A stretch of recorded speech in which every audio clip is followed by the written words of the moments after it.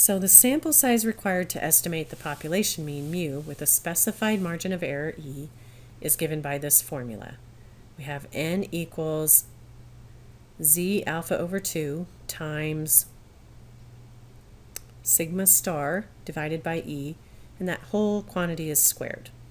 There are a couple of different things about this formula. For one thing, we have the sigma star. That's an estimate for the population standard deviation sigma. Because again, if we haven't yet selected our sample and gotten sample data, then we don't have a sample standard deviation. So this is just estimating the standard deviation however we can.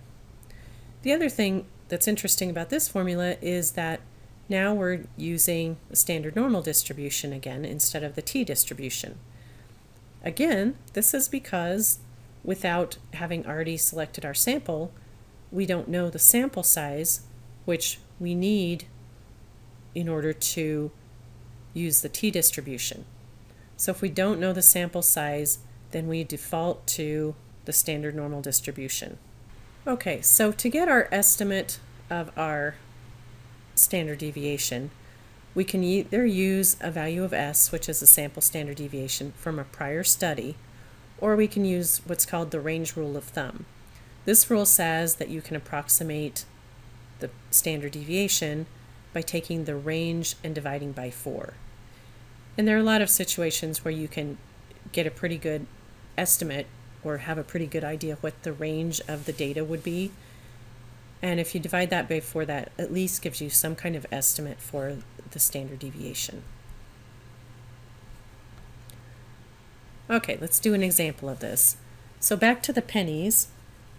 How large a sample would be required to estimate the mean weight of a penny manufactured after 1982 within 0.005 grams with 99% confidence? So what this is asking is what sample size would we have to have a margin of error of no more than 0.005 with a confidence level of 99%. So what we're going to use for this for our standard deviation estimate is the value of S that we had from the previous study in the previous example, which was 0.02 grams.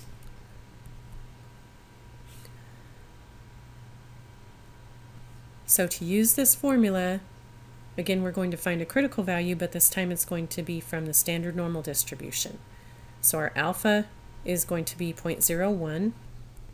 We divide that by 2 to get 0.005.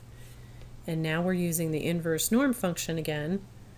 So we have 0.005, 0, and 1, and that gives us a critical value of 2.576. Our standard deviation estimate is 0.02, and the margin of error we want is 0.005.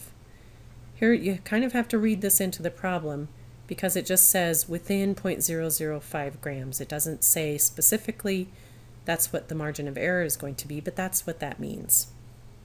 So if we plug all this into the sample size formula, we get 106.2. Now, just like we did before, for sample size problems, we always have to round up to the next integer. So we would round this up to 107. And that means the minimum sample size we would need to get this margin of error and this level of confidence would be 107. Here's another example. For a particular model of automobile, a compact non-hybrid, a study is to be done on the miles per gallon. If a 97% confidence interval with a margin of error of 0.75 miles per gallon is desired, how many automobiles should be tested? So again, it's asking how many automobiles we want to test, which is asking what our sample size should be. And notice in this one, we don't have any information. We don't have a prior study on the MPG, so we don't have an estimate for the standard deviation. So we have to figure out how to get one. And to do this, we'll have to use an estimate based on the range and use that range rule of thumb that we talked about. So here, if you think about it a little bit, you can make some estimates for the minimum and maximum MPG for a compact car. We could say that the minimum would be 23 and the maximum would be 33. Again, this is just an estimate, but at least you can have some idea of what those minimums and maximums would be. This would give us a range of 10, and then the range rule of thumb says that we can estimate the standard deviation by dividing the range by 4. So the estimate for our standard deviation would be 2.5. Now the critical value from the standard normal distribution for 97% confidence is 2.17. And then again, to get this, you would find alpha, which would be 3%, divide that by 2, which would give you 0.015, and then put this in your inverse norm function in your calculator, which would give you negative 2.17. Now, if we plug all that into our formula here, we end up with 52.3.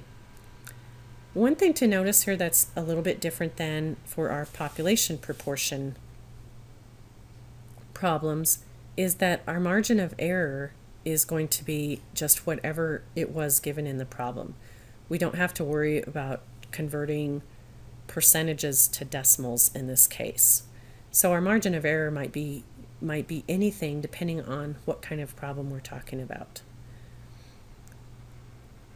At any rate, we get a value of 52.3 for our sample size. We're going to round that up to 53. So the minimum sample size we would need for this would be 53.